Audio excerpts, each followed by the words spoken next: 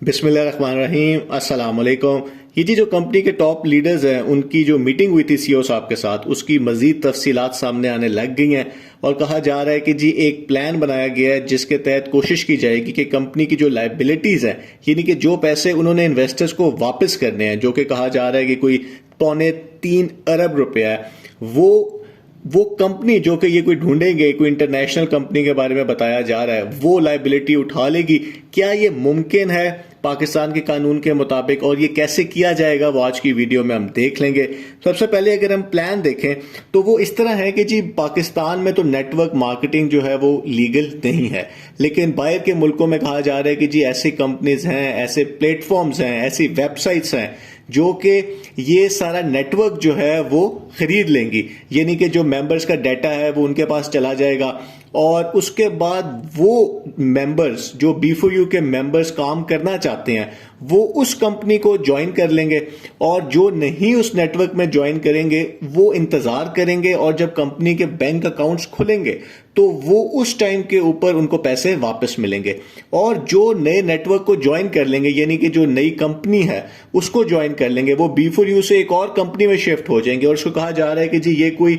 Merger हो जाएगा इन companies का, उनको विड्रॉ मिलना स्टार्ट हो जाएगा। और आपको पता है कि जो ये विड्रॉ है इसके लिए तो इन्वेस्टर्स इतने अरसे से इंतजार कर रहे हैं, तो ये एक गुड न्यूज इसको कहा जा रहा है कि जी ये अगर ये मुमकिन हुआ, और इसमें कहा गया है कि जी कंपनी के जो टॉप लीडर्स हैं वो जो सीईओ साहब के साथ होते भी हैं, वो लोग जो है कोई इंटरनेशनल बायर, क्योंकि वो लोग नेटवर्क मार्केटिंग में काम करते रहे हैं, तो वो कोई इंटरनेशनल बायर ढूंढेंगे जो कि ये काम करे। अब इसमें इन्वेस्टर्स को क्या फायदा है? इसमें इन्वेस्टर को फायदा ये है कि जी उनको कहा जा रहा है कि आपको अगर ऐसा हो जाता है, मर्जर हो जाता है, तो आपको आपके पैसे मिलना शुरू हो जाएंगे, और आपके जो ये मुश्किलात हैं, जो 5 लाख खानदान का आपको पता है कि कंपनी कहती है कि बड़ी प्रॉब्लम में है, और वाकई प्रॉब्लम में है भी सही, और अब तो वो नजर आ रहा है, तो उनके ये मसाइल हल होना शुरू हो जाएंगे। एक और बात यह है कि क्योंकि सीईओ साहब जो है वो अब कोई बिजनेस नहीं कर सकते, उनके ऊपर SEC की पाबंदी है, तो ये कहा जा रहा है कि जी सीईओ साहब इसकी मंजूरी तो दे सकते हैं, लेकिन वो इसके ऊपर कोई जिम्मेदारी नहीं लेंगे, यानी कि वो जो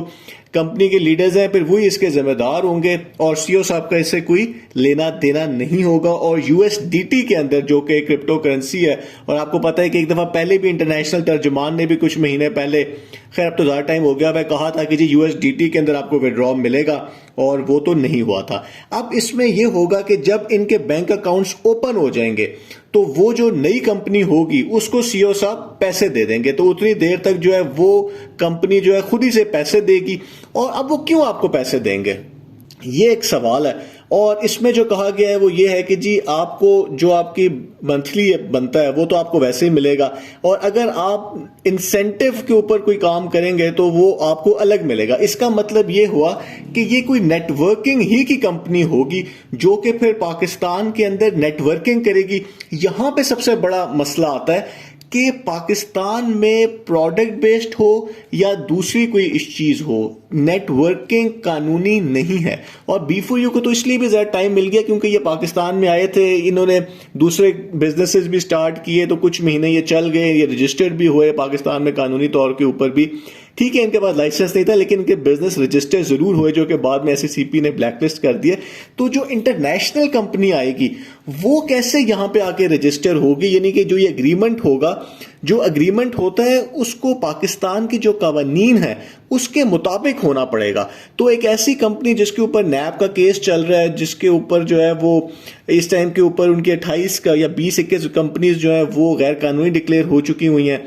तो वो कैसे जो एग्रीमेंट करेगी, उसकी कानूनी हैसियत क्या होगी उस एग्रीमेंट की, ये एक सबसे बड़ा सवाल है जिसका आंसर जो है मे बी हमें टाइम के साथ पता चल जाए। अभी तो खैर बायर उनको कोई मिला नहीं है। ऐसे अगर तो वो कंपनी लीगल भी कोई काम करती है नेटवर्किंग का, तो वो पाकिस्तान में नहीं कर सकते, तो वो इंसेंटिव जो है कि नेटवर्किंग का वो कैसे आएगा। इसका तो मतलब ये हुआ कि लोग एक गैर कानूनी कंपनी जो कि SEC ने गैर कानूनी कंपनी डिक्लेयर कर दी है, उससे निकल के वो एक दूसरी गैर कानूनी कंपनी में चले जाएंगे कि बेशक वो कंपनी अपने मुल्क में लीगल होगी, लेकिन वो यहां पे आके लीगली नेटवर्किंग नहीं कर सकेगी। तो ये इसके अंदर एक काफी बड़ा इशू बनेगा। तो इस टाइम के ऊपर जो है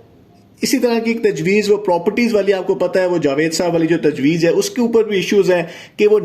नैब ने एक प्रॉपर्टी फ्रीज की हुई है, उसके ऊपर जो है वो आप स्टैम्प पेपर करना चाह रहे हैं। और आज भी वो एक वो सीईओ साहब ने कल भी कोई मैसेज आया जिसमें वो जावेद साहब को उनको कह रहे हैं कि जी आप ये बताएं कि वो कितने लोग होंगे इसके अंदर, उन्होंने कितना अब ले लिया हुआ है अपना विड्रॉल, कितना उनका रहता है, वो लिस्टें बने। मतलब ये काफ़ी एक कॉम्प्लिकेटेड सिचुएशन है जो कि कानूनी तौर पे मुमकिन नहीं है। लेकिन जहां तक ये कंपनी वाली बात है तो आइडिया अच्छा है कि जी एक कंपनी आए, वो आपका सारा डाटा खरीद ले और वो आपको पैसा, आपके बिहाफ पे पैसा देना शुरू कर दे। आपको पता है कि एक कंपनी के साथ इनका पहले भी एग्रीमेंट हुआ था जिसने दुबई के टिकट देने थे और पता नहीं क्या कुछ देना था, लेकिन वो भी भाग गए थे क्योंकि ये कानूनी उनके लिए मुमकिन नहीं था, क्योंकि वो गैर कानूनी कंपनी से डील कर रहे थे। तो यहां पे वो कैसे एक इंटरनेशनल कंपनी आगे, जब पाकिस्तान में ये हो रहा है कि सारी इंटरनेशनल वेबसाइट्स को ब्लॉक किया जा रहा है, उनको बैन किया जा रहा है। ऑक्टा एफएक्स की एग्जांपल आपके सामने है। स्टेट बैंक जो है वो तो अब क्रिप्टो के ऊपर इतना सख्त स्टैंड लिया हुआ है,